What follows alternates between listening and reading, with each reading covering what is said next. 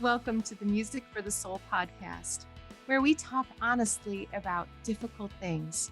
This is a place where music, hope, and healing come together. I'm Becky Nordquist. And I'm Steve Seiler. Thanks so much for joining us. Today we have with us my esteemed colleague and also often referred to as the legendary Tony Wood. Tony, welcome. Morning, Steve. Good morning, Becky. Good morning. Look forward to talking with y'all. Always enjoy the time. Well, it's good to have you on with us today. And it's always just a pleasure to talk with you and have time with you. I'm excited to listen to the rest of the podcast that y'all are recording. So sign me up as a regular listener. Well, Tony, I have to be really honest with you. I have a serious, sorrowful piece of news to share with you. And that is the honorary Tony Wood Gourd Garden is no longer in existence. It has died out. Oh, the goodness of God. you need to explain to people that, because that's awfully odd without context. Every year when Starbucks announces that the pumpkin lattes are back, the first person I contact is Tony Wood, because I know that he's going to race out and get some. Standing at the door knocking, right? No, I'm not. I despise everything pumpkin flavored, pumpkin related, all of that. That's an awful taste. I hate it. And so, that is one celebrated gourd in this world, and I don't get it. I don't care for it at all. That is one place that we're going to have to part ways, bro. I am a pumpkin girl. But I have to say, the story behind this is Steve and I were talking. I was just coming out of a bunch of songwriting things. And so I had a taste of what you've done in your life, which was crazy. So we're talking, and he says something about something, Tony. And I go, wait a minute, like Tony Wood, like the Tony Wood? The legendary Tony Wood. And he's like, is there another one? I'm like, don't even tell me you know him. It's so good that I don't know like what people have done when I know them, because it would honestly scare me. So he's like, yeah. And I forget how he got on the pumpkin thing, but I took him outside and I was showing him how I had thrown all these gourds into this like compost, and they ended up growing like crazy. I had thousands of them. We made that mistake too. we stood there and I said, well, there it is. It's the honorary Tony Wood Gourd Garden. Oh, yeah. I never miss a chance to tell people how much Tony hates gourds. But it's finally died out. So I'm going to have to, I did plant miniature pumpkins in your honor. See, y'all had like that pumpkin man in your yard once or twice, didn't you? Like, I did that every year when my kids were little. I remember that guy. First, it was Pumpkin Man. And then after a while, I thought, well, he's got to get married. So there was a Pumpkin Woman. And I thought, well, of course, now we have to have babies. So pretty soon there was a whole family. Yeah. And one year I just was too tired or whatever, didn't want to do it. And I actually had the neighbors coming up going, where's the Pumpkin family? I remember stopping at your house for something one day, and between me and the front door were these two like pumpkin people. I was like, this feels creepy. Tony Wood repellent. Pretty effective. Be careful the traditions you start is all I got to say. Yeah. Well, let's move to something Tony Wood likes, okay? So I'm going to say two words, and then I just want you to comment, Tony. Okay. Neil Diamond. Oh, gosh. Wow. Well, you and I have connected so much at that point, because the Neil Diamond songs I love like Hello Again, Sweet Caroline, some fun ones. And then there are some not so great songs in that catalog, sung with the same degree of passion and sincerity. And but you know what? That's every writer. So there's a weird comfort in that's every writer. We do hopefully really good stuff. It's really maybe an editor should have spoken into that maybe you didn't want to record that song. What you always say about Neil that I love is it sounds so important. He sings with the greatest degree of sincerity, whether it's no one heard it all, not even the chair. Even some stuff like porcupine pie. It's like, I don't know. It's just, it's not working. Yeah. Forever in blue jeans, babe. It's all about the presentation. I mean, come on. How much, even a pumpkin, Tony, it's all about the presentation. It's funny because I've wrestled with, is that a guilty pleasure or is that a pleasure? And it's kind of song to song in that catalog for me. Sure. There are some songs that I just go, my gosh, that's a great song. And others, there's some ditties you're like, yeah, I love Cherry Cherry. But you know. Well, since we're talking about what makes a lyric not great, why don't we ask you, what makes a lyric great, Tony? You know what? That's a definition that's always in evolution as you wrestle with that. I think for me at the moment, what I kind of land at is like a great lyric and a great song is kind of a new window. I'm making peace that everything has been said. Every truth has been written. Every song that anybody will write today in this country is already first cousin to some other song that exists. You're really not going to write a new truth. And if you say you're going to write a new truth, I'm scared of you out the gate right there because I don't want a new truth. And I think all truth, I think God's word is clear. All truth has been given, but there are, golly, 100,000 songs about the faithfulness of God. But a great new song will be through a window that I've never looked at it before. Becky, your song about God's faithfulness would be through a different lens than my song in this season, even from year to year, the song that we would write. Steve, I mean, how many times over the course of your career have you written about the love of God? Mm-hmm. I mean, the way you wrote that in the 90s versus the way you would write that right now is different based on what you know to be true about God, but also uniquely what you're experiencing in that time about God. And so over the course of a long career, you'll write 40 songs about the love of God, and yet they'll all be nuanced, just a little bit different. So that's kind of where I am on that right now. It's a window that I've never looked through before. It's an old truth, but like a fresh presentation of it. I love that. I love that, how you said that too. And the song that you would have written 15, 20 years ago is not the song you'd write today about that topic. That's just gold right there. And so could you tell us a little bit about how you got into songwriting? Yeah, I mean, the two of you know this, but I was raised in a tobacco farming town in Virginia, and just pop radio as a teenager, just the two musical influences. We've been growing up in church music, loved hymns. I remember as a kid sitting through boring sermons, flipping through the hymn book, just in awe of the text of holy, holy, holy Lord God Almighty, cherubim and seraphim falling down before him, just reading those words on a page and singing that song, being kind of captured somehow by that. And then just pop music, so like, I don't know why at 15, I decided, let me try to write a song because nobody said I couldn't. And I'm kind of dumb that way. So I did. And then I didn't go to jail for that. So I wrote another one and I wrote another one. And I just kind of didn't stop writing. In fact, through high school, through college, all of that just kind of accelerated, kept doing it more and more.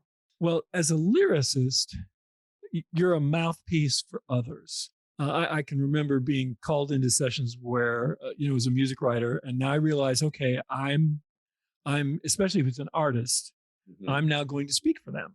Right. Or try to convey their message. And if you do your job really well, you are going to put words on their lips. Yes. So my question is, how do you go about marrying who you are and the message that you want to share mm-hmm. with an artist's vision?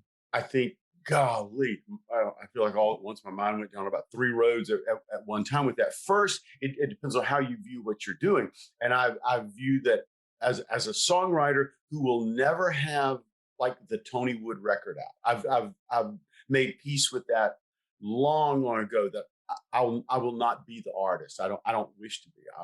I like being in the background. That you realize what you do is kind of a service industry.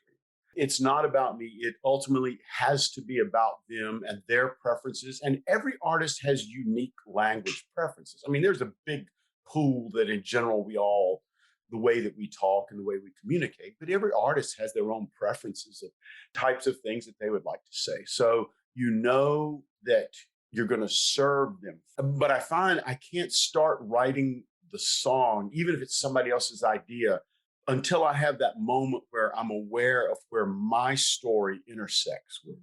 Because then if I don't bring blood to the song and there's a little bit of my DNA in it, then it's not honest. It's just making stuff up.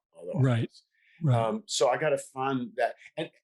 And that has been like this great adventure kind of for me through this town of, I mean, sometimes in a session, we'll write a song that is my idea that I bring, that it's like, I'm passionate and want to say this.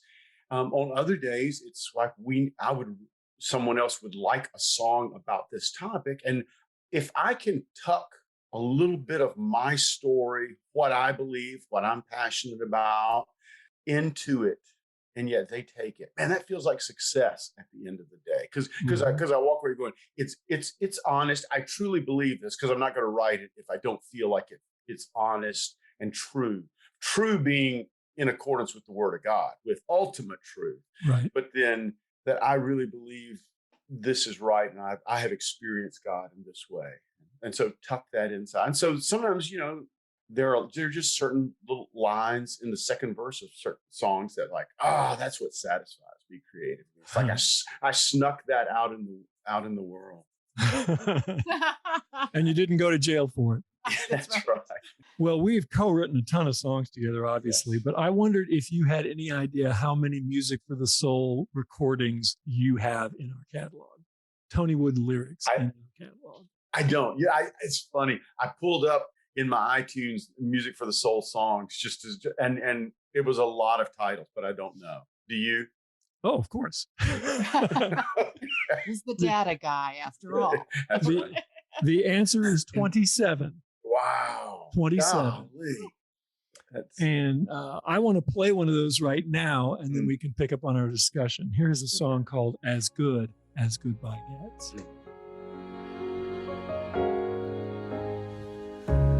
You did a lot of living as you walked these earthly miles.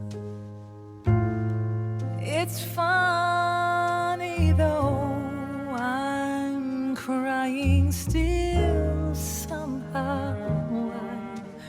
I have to smile, 'cause your life, your love, your laughter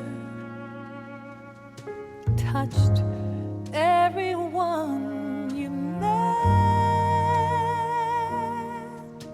and that's as good as goodbye gets. Tony, tell us about when you wrote that. Wow, that takes me back to a really specific time and place. I was a staff writer with Benson Music here in town. My co-writer on that and good friend Joel Lindsay was on that. And our publisher at the time was a great lady, Cindy Wilt. And she had been out of the office for about a week. She came back one day, and Joel and I just happened to sit down in her office and catch up with her. She had been out for her father's funeral, and she told what the weekend was like for her as a family. And it was something along the lines of, I'm going to miss him terribly now, but I know where he is, so I could let go. And I guess that's about as good as goodbye gets. And it's kind of like, there's that quote, I think James Baldwin said it, aren't writers the worst? They just write life. And in that moment, Joel and I just kind of looked at one another. And I want to be respectful to Cindy, but we're like, okay, there was that little nod that's what we're doing today. And so we wrote it. And then we went back later that afternoon and said, hey, this is pretty delicate, but we want to let you know what we did. We hope you feel this is respectful. And if you feel like we are taking advantage or something, we can kill this song pretty quick. And she loved the song. She did, and felt honored by it. So much so, in fact, that when she passed away a few years back in the final week, her family invited several writers to bring guitars and pianos and sit around her bedside and play songs.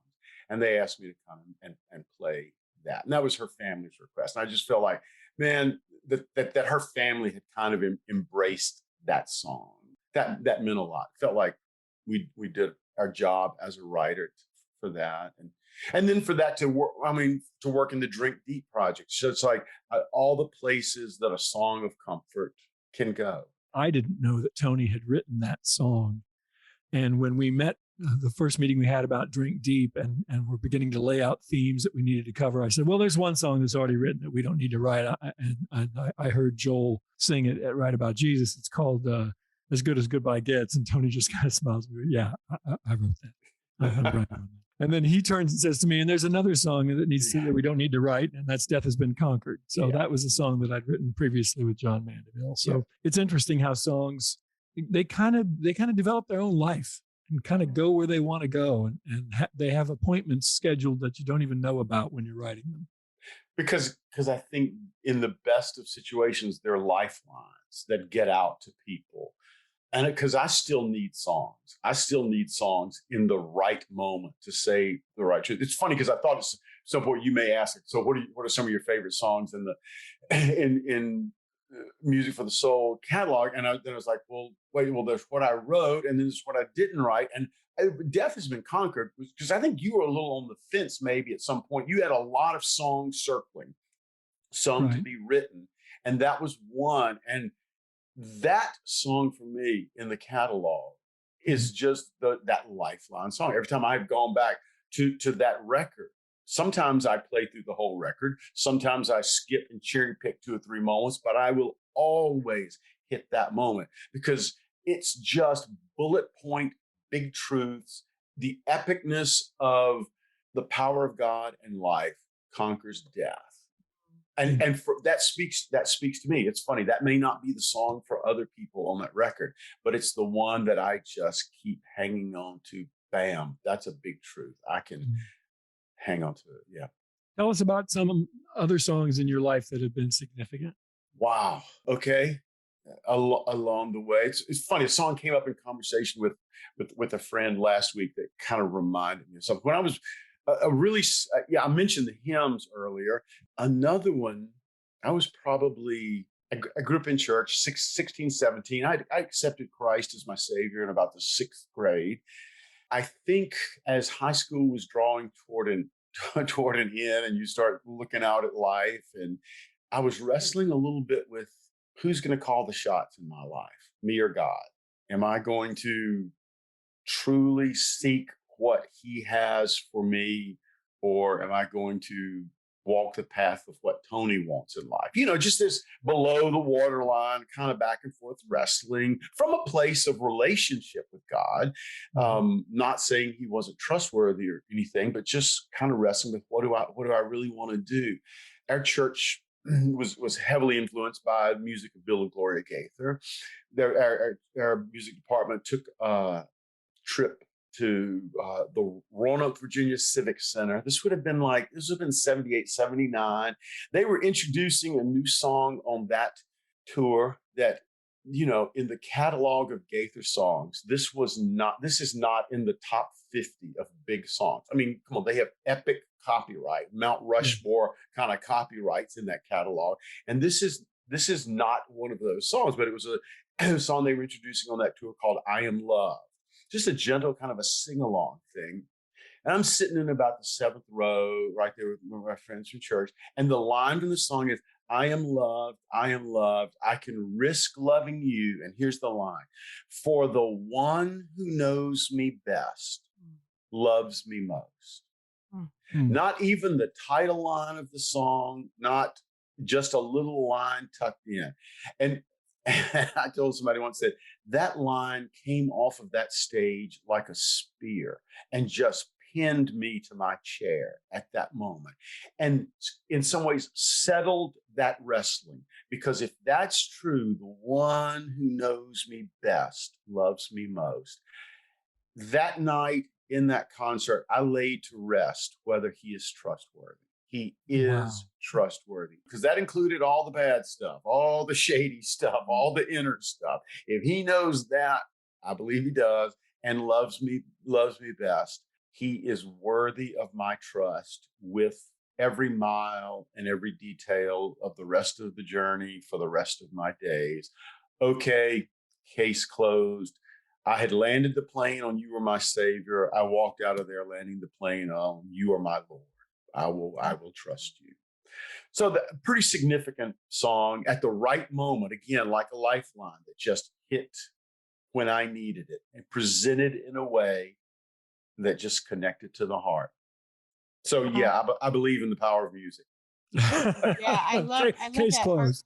Our lives really do have a soundtrack, don't they? Yeah. Oh, golly. And I just thank so much for sharing that part of your soundtrack with us, because that's just beautiful and such freedom. As I am listening to you, and I'm just going, wow, once we settle that lordship question, then we really are free to love even those that are not easy to love because of his love for us. And to trust that it's all about something. There's a journey, there's a story being written. I'm really not writing my own story. I have a hand in it. I do wrestle for control of the pen a whole lot, but I do trust that there's a higher hand writing it. And so there's some peace in that too. That's beautiful. So Tony, I love hearing the journey of songwriters. I know some of our listeners too are probably new at songwriting or dipping their toe in the water. What kind of advice would you give to the inexperienced writer or the person that's just starting to dip their toe in the water? Wow. You never write any bad songs, do you? Oh, good grief.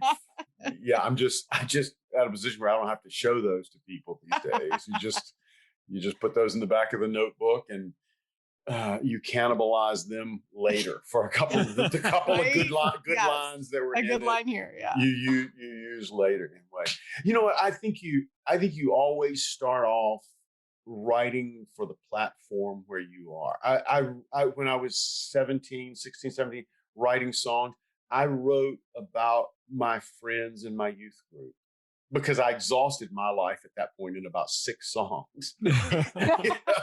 I told everything that I knew about God at 16 in about 6 songs, and then started looking around for what else is there. And I did. I started telling the story of some of my friends from a place of great respect. And I don't want to dishonor them or make them uncomfortable in any way. Because, then I would call them in before I ever played the song for anybody else and go, hey, this is kind of a little bit based on that conversation that we had the other night in the parking lot where you said this and I wrote this, and I'd play it for them, and they'd be fine, which how did I know right then that was a bit of a training ground for what I do now, sitting in rooms with artists, listening to them talk about stuff, and then you shape it in a way that they can go tell it. So I think write for what you know, for the people around you. And if you have aspirations, be faithful with where you are. Write for your church. Write to bless the people that you have access to. I'm so grateful that at 16, 17, my church gave me the chance to do an original song as a part of the Sunday night worship service. I kind of call that the not ready for primetime service. But I would play and a friend would sing it. And I just think, what a great opportunity that was for me then. I always encourage writers, if what's before you is to write for a children's choir, do that with excellence. Do that with all the passion that you have. And then see if God elevates a platform. And I've just never seen anybody who stepped in at a beginning place and then suddenly was on a large platform. I think he all along the way, he's looking for faithfulness in the place where you are, faithfulness and excellence in the place where you are. And it's funny in these days, using the word like excellence, the teaching and training opportunities for songwriting are just innumerable. You do not have to remain ignorant about the craft of songwriting right now, because the books are out there, the podcasts are out there, the training conferences are out there. You can there's a way to grow in your craft.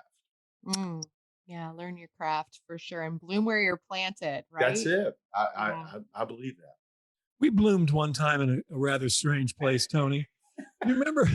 You remember when we birthed a song in the Midway Airport?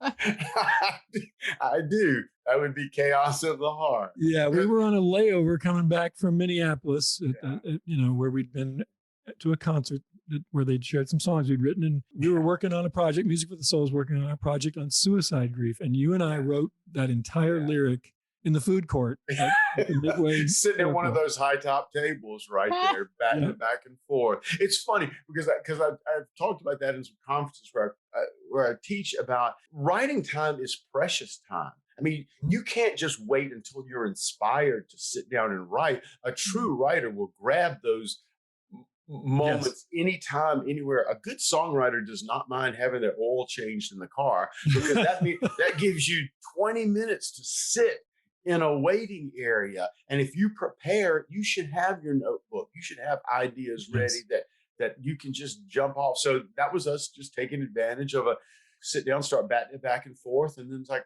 okay, in a few minutes, the pump is primed and the idea is flowing.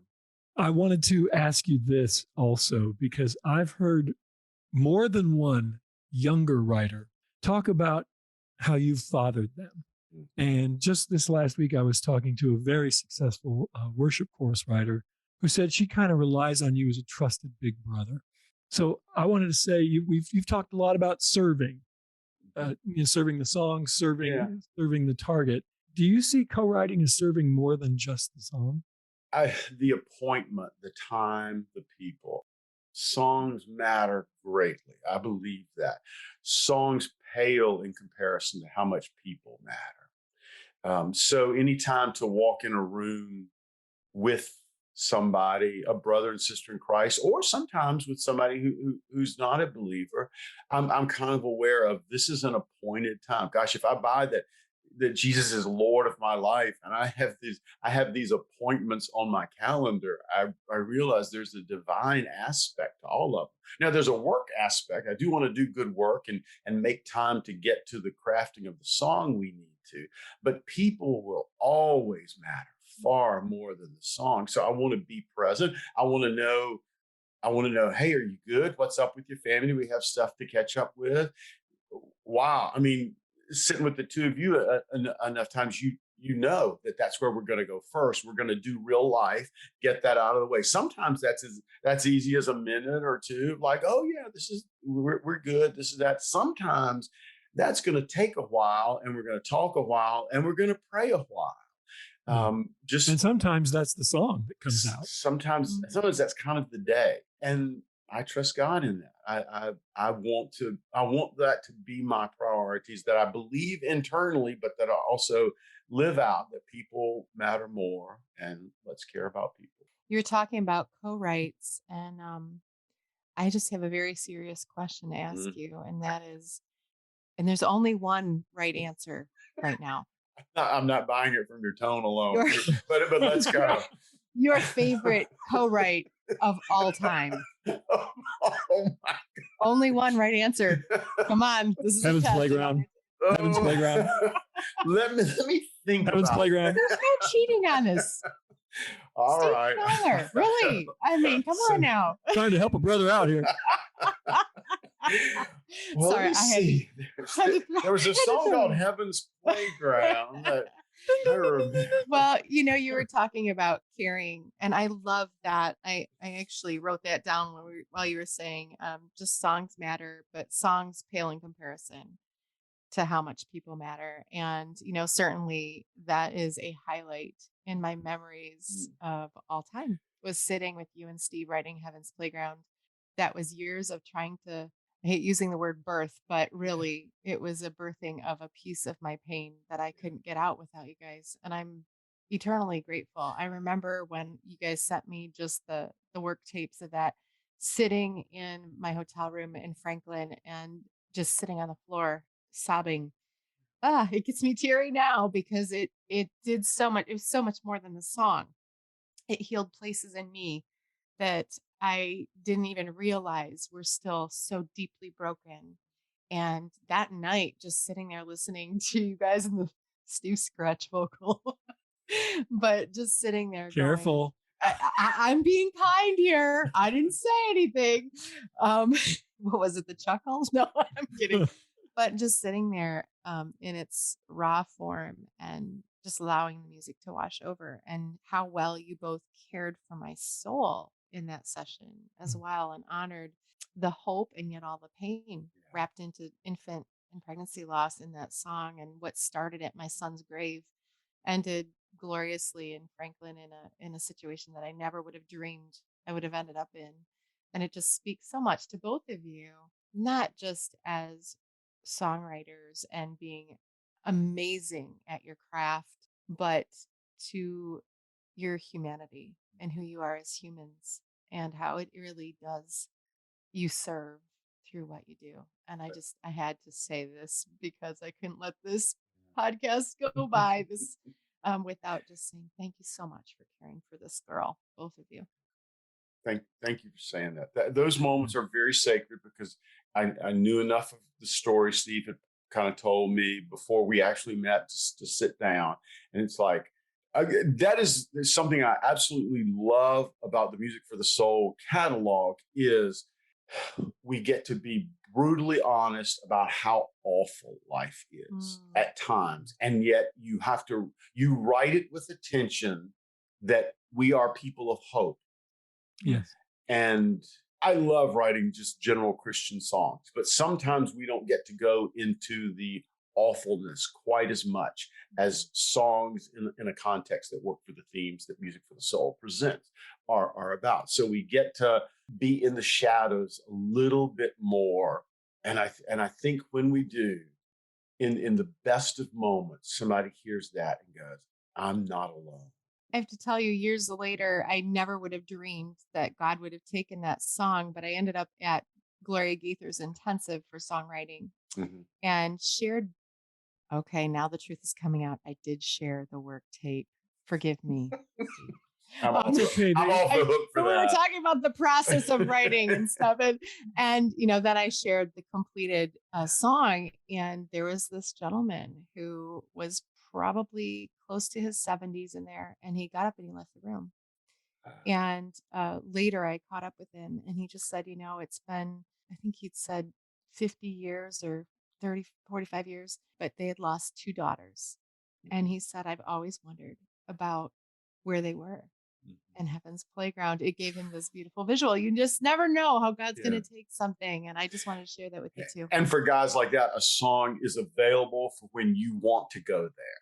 Yes. And when he's ready, he would have that to go back to. And in moments when he's not ready, it's like, don't play it. And I was going to say, in those moments too, it's like, in writing a song like that, I want to be so careful and so honoring of your pain, your experience in that. But I'm also looking beyond you to this thing of what a great song. You kind of get to partner with God in some work of redemption.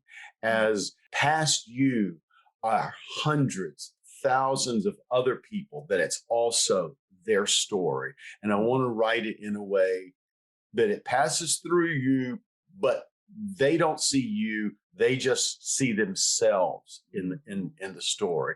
And then God moves in their lives in a powerful way. And we get to be a part of that. Like, okay, that's just about as good as time on planet Earth gets for me right there. Couldn't agree more. Beautifully said, Tony. Well, those of you listening out there would be amazed, astonished if you knew all the songs that Tony Wood has been a part of. If you're a fan of Christian music, you have heard and know many of his songs well. So if you'd like to learn more about Tony and what he's done, TonyWoodOnline.com is the place to go for more information about him. That's TonyWoodOnline.com. Tony, thanks for being with us today. This was a blast. Thanks, Steve. Thanks, Becky. This was as easy just hanging with you two as I imagined it was going to be. That's good. Grateful to know you, brother. For sure. You are an extreme blessing, both in the songwriting world and personally. We just really love you. Thank you. If you enjoyed the discussion today, please share it with a friend and give us a positive review on iTunes. And please visit our website, musicforthesoul.org, where you can stream or download every song in our catalog, including As Good as Goodbye Gets, and Heaven's Playground. You can read our lyrics, our healing music guide, our blog posts, and much more. Thank you so much for listening. God bless.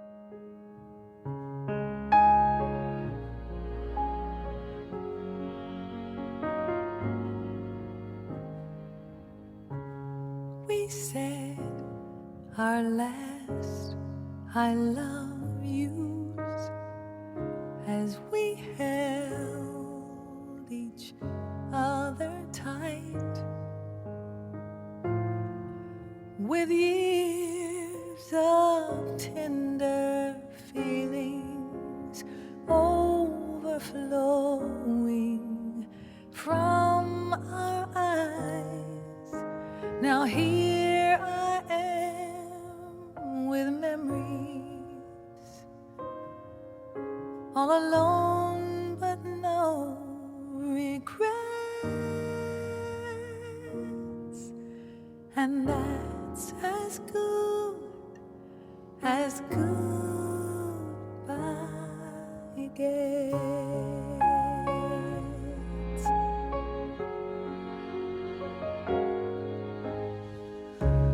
You did a lot of living as you walked these earthly miles. It's funny though, I'm crying still somehow. I have to smile, 'cause your life, your love, your laughter touched everyone you met, and that's as good as goodbye gets.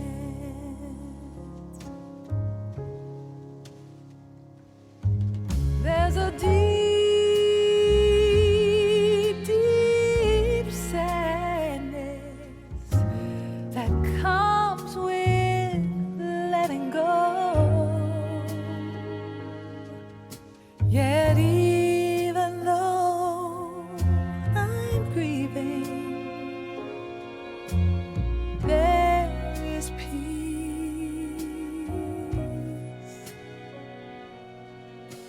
and there is hope.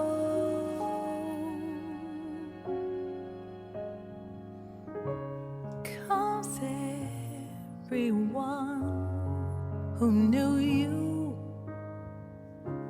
knew the heartbeat of your days. Your eyes were fixed on Jesus. Now you're finally face to face, and I'll meet you there in heaven when my last sun sets,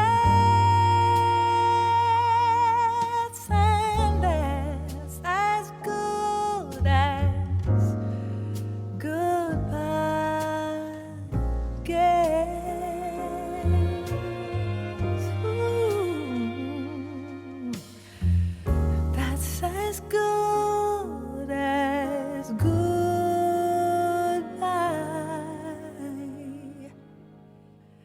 gets.